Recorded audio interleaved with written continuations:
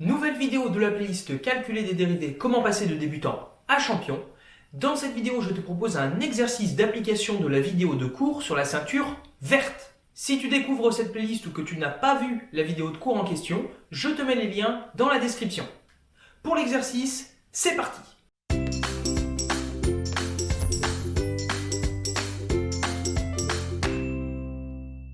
Je t'affiche l'énoncé en grand, je t'invite à le chercher par toi-même et nous procéderons à la correction juste après.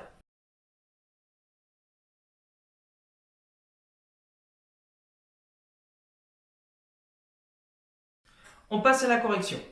J'ai réécrit l'énoncé des 3 premières questions ainsi que les éléments de cours qui vont nous aider à y répondre.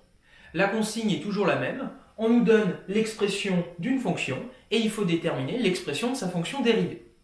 Afin de se concentrer essentiellement sur les calculs, on supposera à chaque fois qu'on travaille sur un intervalle sur lequel la fonction en question est dérivable, c'est-à-dire que sa dérivée existe. Première question, f de x égale 1 sur x moins cosinus de x. Allons-y, il faut déterminer f' de x. Là, qu'est-ce qu'on constate? On constate que la fonction f, c'est une différence de deux sous-fonctions que l'on sait dériver. La dérivée de 1 sur x, c'est moins 1 sur x au carré, grâce à la première ligne du tableau de droite. Et on va donc soustraire la dérivée de cosinus de x, qui est moins sinus de x. Ça nous donne donc moins sinus de x. Donc on peut l'écrire de cette façon-là, moins sinus de x. Alors pour éviter d'avoir des parenthèses inutiles, on va pouvoir réécrire ça plus simplement. Moins 1 sur x au carré, moins 1, donc ça va nous donner plus sinus de x. Et ça termine cette première question. Deuxième question, g de t égale 2 sinus de t plus 3 cosinus de t. Là, on se rend compte qu'on a une somme de deux sous-fonctions de la variable t. On va donc additionner les dérivées de chacune d'entre elles. Allons-y. Donc, g' de t va être égal, il faut qu'on détermine la dérivée de 2 sinus de t. On constate qu'on a une constante multiplicative 2, qu'on va donc conserver, et on va multiplier par la dérivée de sinus de t, qui est, d'après le tableau de droite, alors en faisant attention au fait qu'ici la variable est t, qui est cosinus de t. Donc ça nous fait 2 fois cosinus de t, et maintenant on va l'additionner à l'expression de la dérivée de cette deuxième sous-fonction. On a encore une fois une constante multiplicative 3 que l'on conserve, 3, et on va multiplier par la dérivée de cosinus de t qui est moins sinus de t. Donc ça va faire 3 fois moins, tant pis si je déborde un petit peu, sinus de t. On simplifie cette expression, donc ça va nous faire 2 cosinus de t, donc on peut l'écrire sans le symbole de multiplication qui n'est ici pas nécessaire. Et donc là, plus 3 fois moins sinus de t, on peut l'écrire plus simplement, moins 3 sinus de t. Je le répète dans chaque vidéo, mais j'insiste quand même, c'est important. Quand je dis par exemple que la dérivée de 2 sinus t, c'est 2 fois cosinus de t, je suis dans un abus de langage. Je devrais dire que la dérivée de la fonction qui a t associe 2 sinus de t a pour expression 2 cosinus de t. On passe à la troisième question. h de x égale 3 sur x. Là, on est un petit peu embêté parce que la dérivée de 1 sur x, on la connaît, mais la dérivée de 3 sur x, le 3 nous embête un petit peu. Donc là, l'idée, ça va être de réécrire cette expression sous une forme un peu plus convenable qui va nous permettre d'appliquer ce que l'on sait et donc de déterminer l'expression de la dérivée de cette fonction. Ce que l'on peut remarquer, c'est que 3 sur x, c'est égal à 3 fois 1 sur x. Et pourquoi c'est malin de faire ça? Parce que là, du coup, notre expression h de x, elle est du type une constante multiplicative, 3, multipliée par une fonction usuelle, dont on connaît l'expression de la fonction dérivée. Ainsi, h' de x va être égal, constante multiplicative 3 qu'on conserve, donc 3 fois la dérivée de 1 sur x qui est, première ligne du tableau là-bas, moins 1 sur x au carré. 3 fois moins 1 sur x au carré.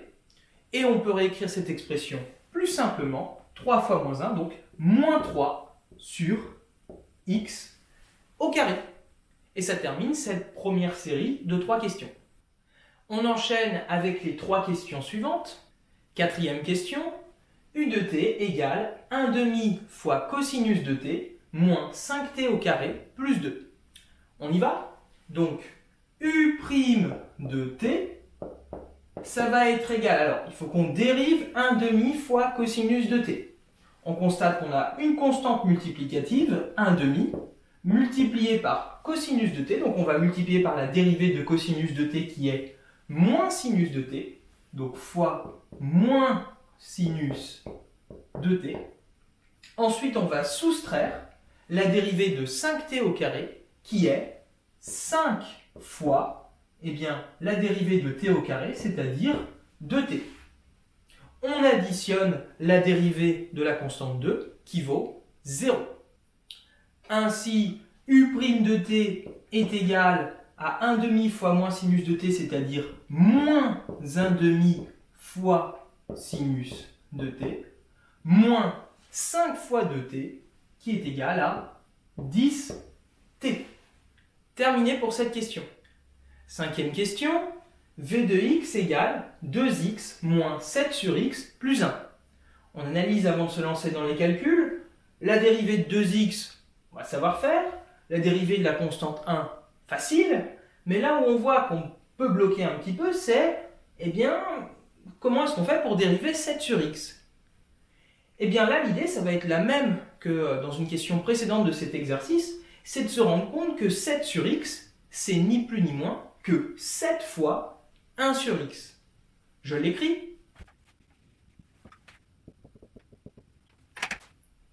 Donc j'ai écrit la transformation que je propose, 7 sur x, c'est égal à 7 fois 1 sur x. Et pourquoi c'est malin de faire ça? Parce que là, on a une constante multiplicative 7, multipliée par 1 sur x, une fonction visuelle dont on connaît l'expression de la fonction dérivée. On peut donc passer au calcul. V' de x va être égal à la dérivée de 2x qui est 2, moins la dérivée de 7 fois 1 sur x, donc on a bien préparé le terrain, c'est la constante multiplicative 7, multipliée par la dérivée de 1 sur x qui est moins 1 sur x au carré, et on additionne la dérivée de la constante 1 qui vaut 0, donc plus 0, c'est-à-dire on a ceci. On peut maintenant simplifier cette expression. V' de x est égal à 2, moins 7 fois moins 1 sur x carré, donc moins 7 fois moins 1, ça fait 7, donc plus 7 sur x au carré. Alors là, peut-être que tu es en train de te dire, pourquoi est-ce qu'on n'écrit pas cette expression sous la forme d'une seule fraction? On pourrait le faire, en effet, mais ici, dans cette vidéo, on ne cherche pas particulièrement à faire une étude de fonction, on cherche à calculer des expressions de fonctions dérivées. Donc à partir du moment où on a une expression qui est relativement simple, où l'on n'a plus par exemple de parenthèses inutiles, on est content. Donc là, ça nous convient parfaitement. Et enfin, sixième et dernière question, y de t égale 2 sur 3t plus 7 demi fois t au carré. On regarde, donc là on a une somme de deux sous-fonctions. 7 demi fois t au carré, je vois comment est-ce qu'on va la dériver. On a une constante fois, il faudra multiplier par la dérivée de t au carré, on sait faire. Mais là où peut-être ça pêche un petit peu, c'est comment est-ce qu'on fait pour dériver 2 sur 3t. Là, peut-être qu'on ne s'en rend pas forcément compte tout de suite, mais c'est la même astuce qu'à la question précédente. 2 sur 3t, c'est exactement égal à 2 tiers fois 1 sur t, et encore une fois, on va faire apparaître l'expression de la fonction inverse.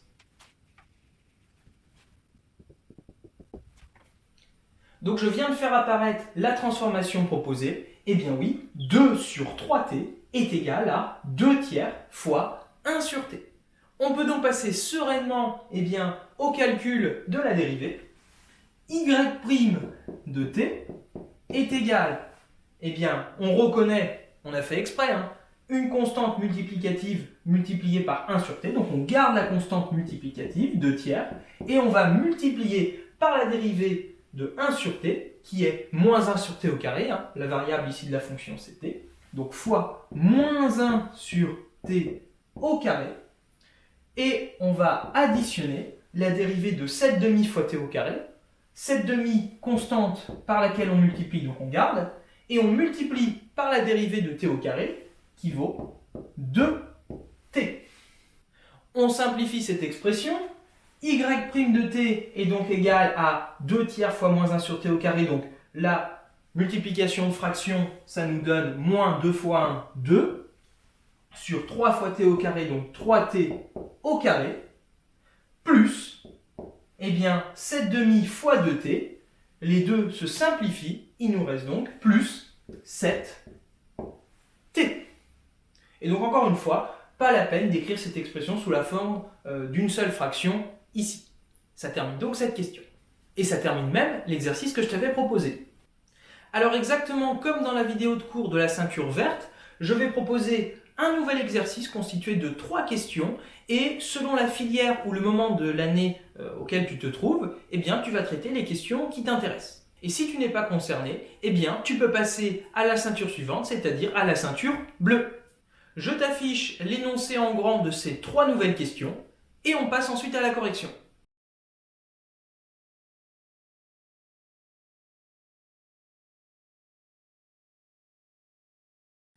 On passe à la correction. Alors j'ai réécrit l'énoncé des 3 questions de cet exercice.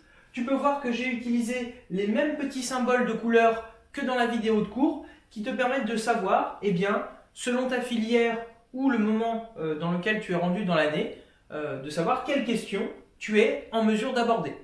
J'ai réutilisé ce même symbole de couleur en rajoutant eh bien, les 3 nouvelles lignes du tableau que nous allons utiliser. Première question, f de x égale 3 exponentielle de x moins 5 fois x au carré plus 6x. On constate qu'on va avoir des soustractions et des additions eh bien, de sous-fonctions, donc on se lance.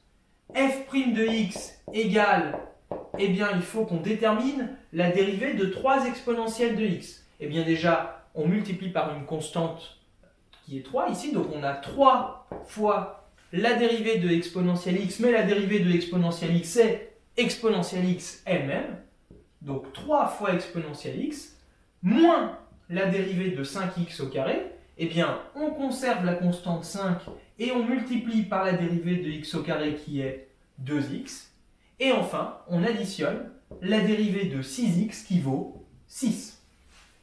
Tâchons maintenant de simplifier cette expression. 3 fois exponentielle x peut se réécrire plus simplement 3 exponentielle x, moins 5 fois 2, 10, donc 10x, moins 10x, plus 6. Ça termine cette question. Deuxième question, g de t égale 6 fois racine carrée de t plus 4. On y va. G' de t, donc on va additionner les dérivées de 6 racine carrée de t et de 4. Bon, 6 racine carrée de t, on a une constante multiplicative 6, donc on la conserve. Et on multiplie par la dérivée de racine carrée de t, qui va être 1 sur 2 racine carrée de t. On l'écrit 6 fois 1 sur 2 racine carrée de t, plus la dérivée de 4, mais la dérivée de 4 c'est 0, donc plus 0. On peut maintenant simplifier cette expression parce qu'on a une simplification évidente. 6 divisé par 2, ça va faire 3. Donc on obtient 3 sur racine carrée de t. Troisième question, c de q égale 5 fois logarithme népérien de q plus q au carré. On se rend compte qu'on va avoir une somme de 2 sous-fonctions. Donc c'est parti.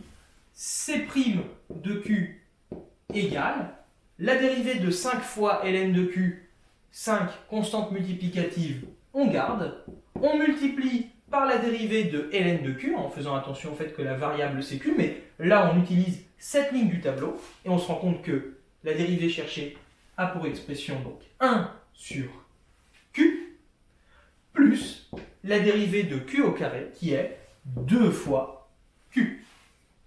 On simplifie légèrement, parce que 5 fois 1 sur q, ça nous fait 5 sur Q plus 2Q. On pourra écrire cette expression sous la forme d'une seule fraction, mais ici ça n'a pas grand intérêt, on s'arrête donc ici. Cela termine donc ce petit exercice bonus. Je rappelle que la difficulté de cette nouvelle ceinture verte, c'était de connaître, c'est une difficulté d'ordre de mémorisation, connaître ces nouvelles briques, ces nouvelles dérivées usuelles qui nous permettent de calculer des dérivées de fonctions un peu plus sophistiquées. Il est donc important de les connaître par cœur, en tout cas les 3 premières, pour pouvoir passer à la suite de la playlist. Maintenant que nous commençons à être bien armés, il va falloir que nous progressions sur nos techniques de calcul. Et pour cela, je te donne rendez-vous à la prochaine ceinture, c'est-à-dire à la ceinture bleue.